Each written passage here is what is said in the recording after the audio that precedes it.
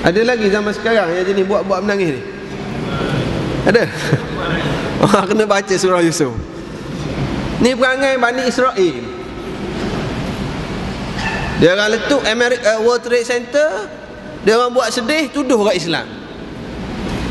Masuk je September 11, masing-masing buat sedih. Lalu highlight kan jahatnya orang Islam. Ini perangai dia. Kan? Buat-buat mereka bukan benar-benar sedih. Imam Qurtubi sebut dalam tafsir dia, ini dalil bahawa seorang yang menangis tak boleh jadi hujah lagi. Tak boleh bawa mahkamah. Ustaz, dia menangis tu kesian kat dia masuk mahkamah. Tak boleh putus hukum. Tak boleh memutuskan hukum berdasarkan menangis semata-mata.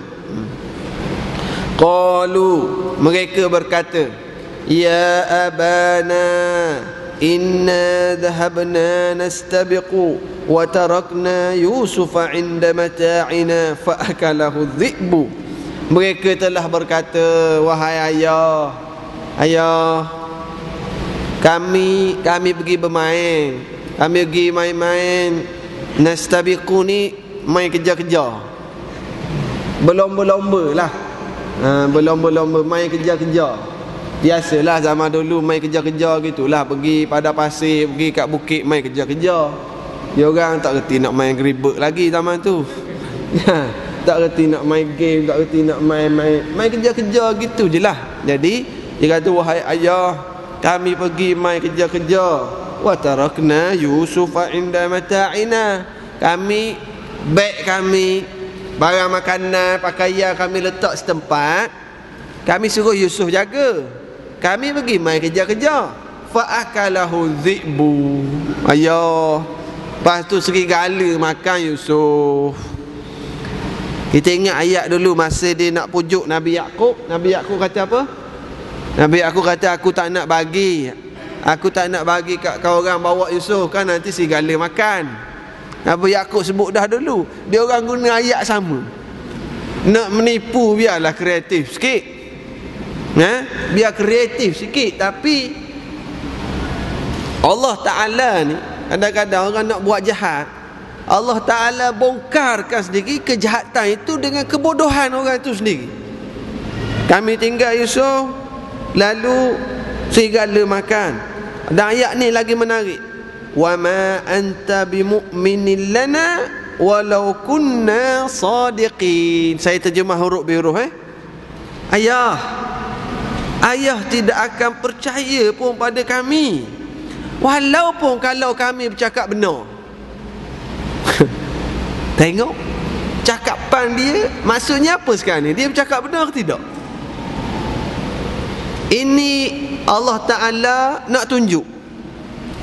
Kenapa dia tak kata, ayah tak akan percaya kami, walaupun kalau kami bohong pun, kalau kami bercakap benar, kalau kami bohong, ayah tak akan percaya. Tapi dia kata apa?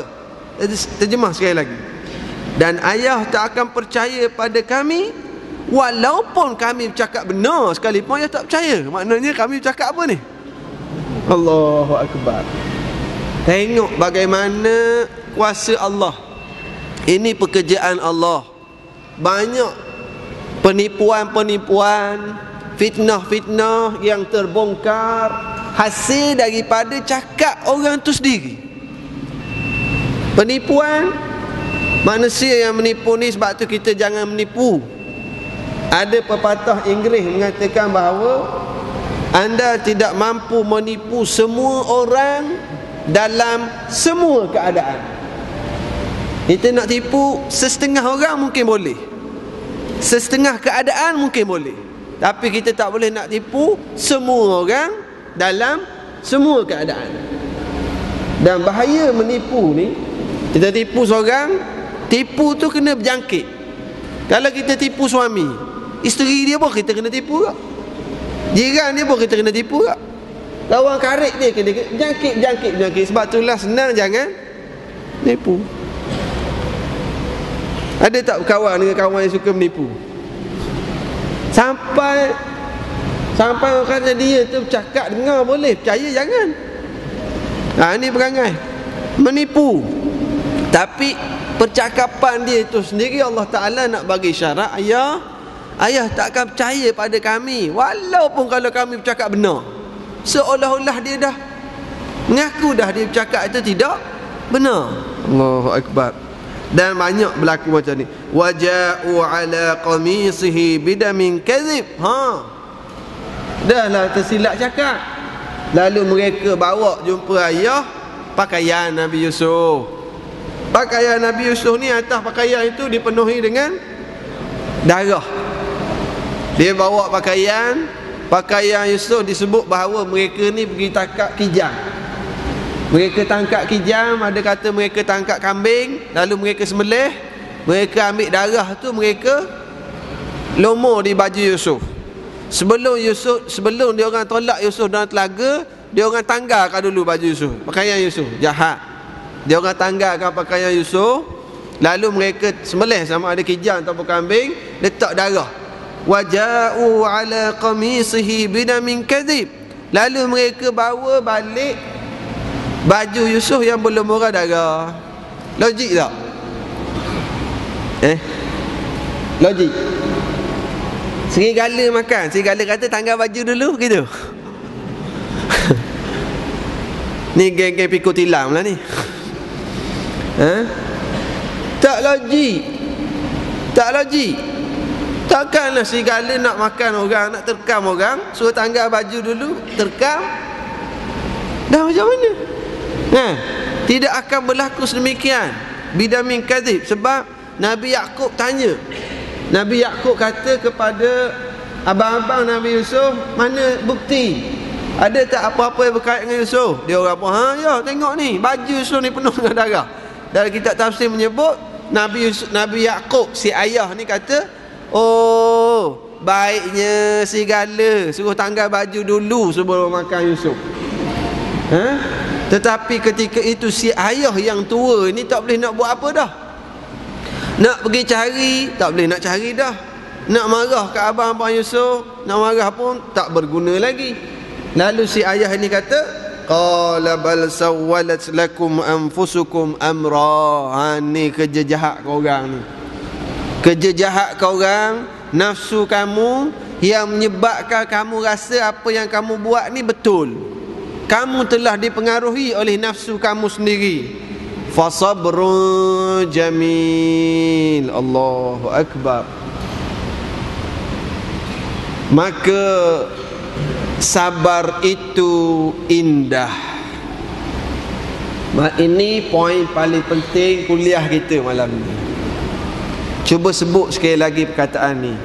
Fasabrun jamil. Sekali lagi. Fasabrun jamil. Maksud dia, sabar itu indah. Dalam terjemahan ni dia sebut apa? Maka hanya bersabar itulah yang terbaik bagiku. Pegang yang saya sebut ni. Fasabrun jamil, maksudnya apa? Maka sabar itu indah. Sekali lagi sebut. Fasabrun jamil. Maksud dia,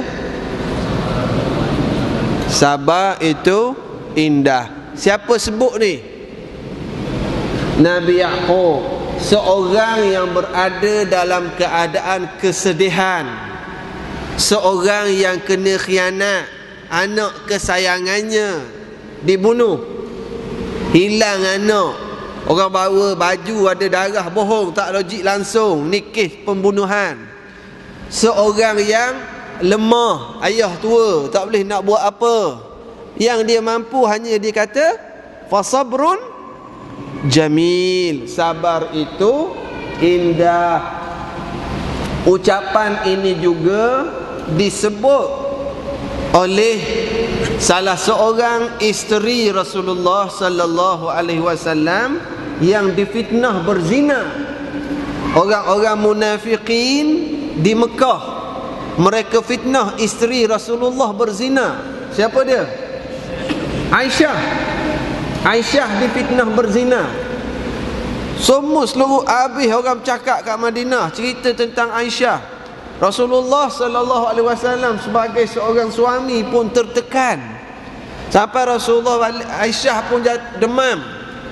Rasulullah masuk bilik, tengok Aisyah. Assalamualaikum. Macam mana dah? Rasulullah pun keluar. Rasulullah masuk satu esok tu, macam mana dah? Rasulullah pun keluar. Kata Aisyah, aku merasakan Rasulullah agak berlainan. Biasanya kalau aku sakit, Rasulullah akan duduk dekat, Rasulullah akan belai. Tapi kali ni Rasulullah tanya, macam mana dah? Lalu Rasulullah pun tinggalkan Aisyah. Rasa suami agak, orang yang panggil apa? Oh, dingin. Betul. Ya. Aisyah rasa Rasulullah ni agak dingin. Sebab Aisyah tak tahu cerita orang duk cakap tentang fitnah tu. Aisyah tak tahu lagi masa tu. Akhirnya pendekkan ceritanya, diberitahu pada Aisyah oleh mak angkat dia, diberitahu bahawa fitnah sedang tersebar di luar. Fitnah kamu, wahai Aisyah. Rasulullah sendiri datang tanya, wahai Aisyah, bagi tahulah. Cah mengakulah, kalau Cah buat, Cah mengakulah, Cah istighfarlah pada Allah. Kalau Cah tak buat, Allah Maha mengetahui. Seorang isteri yang sayang pada suami bagi kata dua macam tu, Allah lagilah terasa. Bila Rasulullah kata, kalau kamu buat, istighfarlah. Kalau kamu tak buat, Allah Maha mengetahui. Makna suami kata begitu, kata Aisyah, seperti sembilu yang mahir. Maksud sebab dia kata, lam aqtahil bin naum. Kata Aisyah, aku tak boleh nak tidur, kering air mata, menangis. Bila Rasulullah kata begitu, bila Rasulullah bagi kata dua, Aisyah kata, Bama Cah ni tak nak kata apa dah. Kalau aku menafikan, orang tak percaya. Kalau orang mengaku, aku memang tak buat pun, takkan aku nak mengaku. Kata Aisyah, ketika fitnah sedang tersebar, aku hanya mampu berkata apa yang disebut oleh ayah Yusuf, fasabrun jamil. Aku sabar itu indah. Ini ucapan Aisyah, dia pinjam. Oleh kerana Aisyah terlalu sedih, tak ingat nama Nabi Yaqub. Aisyah kata, hanya aku boleh sebut apa yang disebut oleh ayah Yusuf. Tak ingat apa nama sebab terlalu sedih. Apa yang disebut? Fasabrun jamil, sabar itu indah. Para sahabat Nabi yang berada di Mekah, bila mereka baca kisah ni, mereka pun muhasabah diri. Muhasabah kena ganggu, kena khianat, kena sabotaj. Mereka pun juga menyebut fasabrun jamil. Kita hari ni ada suami yang khianat pada isteri, ada jiran yang khianat pada jiran, ada peniaga yang khianat pada pelanggan, ada majikan yang khianat pada pekerja. Fasabrun jamil. Ada mak ayah tertekan dengan perangai anak, ada anak yang tertekan dengan perangai mak ayah, ada apa saja keadaan dugaan hidup ini, fasabrun jamil. Berbagai perkara. Ada orang dia nak buat bisnes, bagus dah bisnes, ada orang khianat, ada orang hijack, ada orang nak bertunang, ada orang hijack tunang dia. Ada orang peluang kerja, orang rampas tempat kerja, pelbagai. Maka kita peganglah prinsip yang dipegang oleh Nabi Yaqub, fasabrun. Saya sengaja ulang sebenarnya. Saya ulang supaya selepas ni insya-Allah kita semua yang hadir kuliah malam ni, yang tak tidur lah, ingat ayat ni. Boleh ingat tak? Boleh kan? Makna dia boleh ingat tak? Fasabrun jamil. Balik keadaan Nabi Yaqub. Bayangkan seorang yang anak yang dia sayang kena tipu dia anak-anak lain pula, bawa balik baju ada darah tapi tak logik, sebab baju tu tak koyak. Dan nak buat apa lagi? Itulah yang diungkap oleh Nabi Yaqub alaihi salam. Wallahul musta'anu ala ma tasifun. Hanya Allah lah dan terhadap Allah lah. Wallahul musta'an. dan Allah Al-Musta'an, tempat minta tolong. Kita sebut dalam surah Al-Fatihah, iyyaka na'budu wa iyyaka nasta'in. Apa maksud nasta'in? Aku memohon pertolongan. Wallahul musta'an. Nasta'inu bil musta'an. Kita minta pertolongan dengan Allah. Al-Musta'an maknanya tempat untuk kita minta pertolongan. Ala ma tasifun, di atas apa yang kamu semua sifatkan. Apa yang dia orang sifatkan? Yalah, cerita yang dia orang ceritalah. Yusuf mati dah, jaga barang-barang, Yusuf mati. Apa yang kamu cerita? Kalau Aisyah, apa yang orang munafik sedang fitnahkan dia. Kalau kita hari ni ikutlah dengan masalah masing-masing. Wallahul musta'anu ala ma tasifun. Minta tolong dengan Allah lah tempat menolong. Walaupun dia orang ni menangis sedih. Nabi Yaqub tahu dah ini air mata buaya ni. Kan? Fasabrun jamil, tak nak pujuk lah. Memang pernah berlaku ada zaman awal Islam. Ada seorang lelaki yang peniaga. Biasalah dia bermusafir, dia nak pergi ke satu tempat. Lalu adalah macam zaman kita ni, kita panggil taksi. Zaman dulu dia upah lah, ada kenderaan, pemandu dia upah macam kereta kuda gitulah, kereta keldai. Bayar, bagi tahu aku nak pergi ke sini, dia bawa. Jadi ada seorang lelaki tu, dia nak pergi ke satu tempat. Dia bawa barang-barang dia, naik kenderaan, dia bayar, dia kata aku nak pergi ke tempat A. Lalu pemandu tadi bawa, dia kata pada pemandu, kenapa ni jalan ni aku tak biasa lalu. Kata pemandu tadi, shortcut. Jalan semakin sunyi. Dia kata kenapa pelik sangat jalan ni, sunyi je ni, shortcut. Jadi ni bawa teksi lalu jalan lain ni, nak banyakkan meter kereta. Bila akhirnya sampai di suatu lembah yang tidak ada orang, pemandu tadi berhentikan kenderaan dan suruh lelaki itu turun, dan didapati di situ banyak tengkorak dan tulang manusia. Lalu kata yang menumpang tu, dia kata kamu bawa aku ke tempat apa ni? Aku bukan nak datang sini, kenapa suruh aku turun? Lelaki pemandu tadi kata, sebenarnya aku nak rompak kamu. Kamu serahkan segala-galanya pada aku. Lalu kata lelaki tadi, kau nak ambil barang-barang harta duit aku ni, kau ambil lah, tetapi kau tolong jangan bunuh aku. Lalu kata perompak tadi, ayat sama yang disebut oleh tuan punya tengkorak ni. Tengkorak, tulang-tulang ni, dia orang ni cakap ayat yang sama. Ambillah barang, jangan bunuh aku. Samalah ayat kau. Lalu lelaki tadi kata, jangan kesihanilah aku, jangan bunuh aku. Dia kata inilah rayuan yang sama.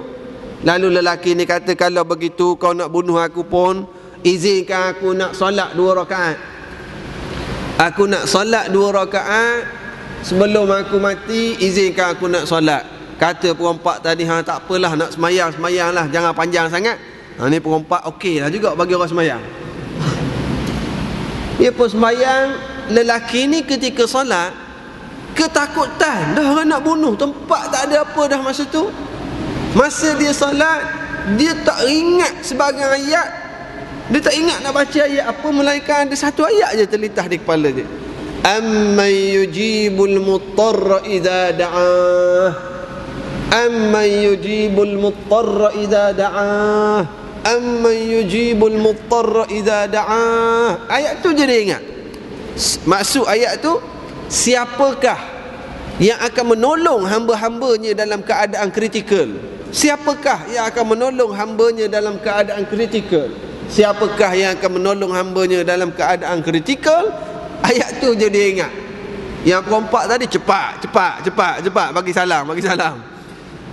Katanya dia pun selesaikan solat, dia bagi salam. Dia dengar seekor kuda berlari, dan di atas kuda itu ada kelihatan seorang pahlawan yang lengkap dengan baju perang.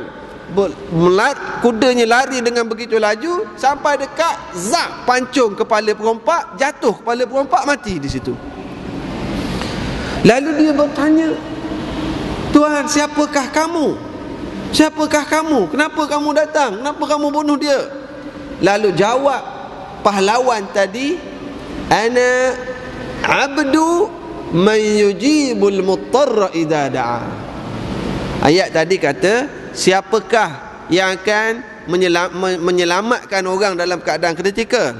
Pahlawan tadi kata, ana abdu, aku adalah hamba yang menyelamatkan orang dalam keadaan kritikal.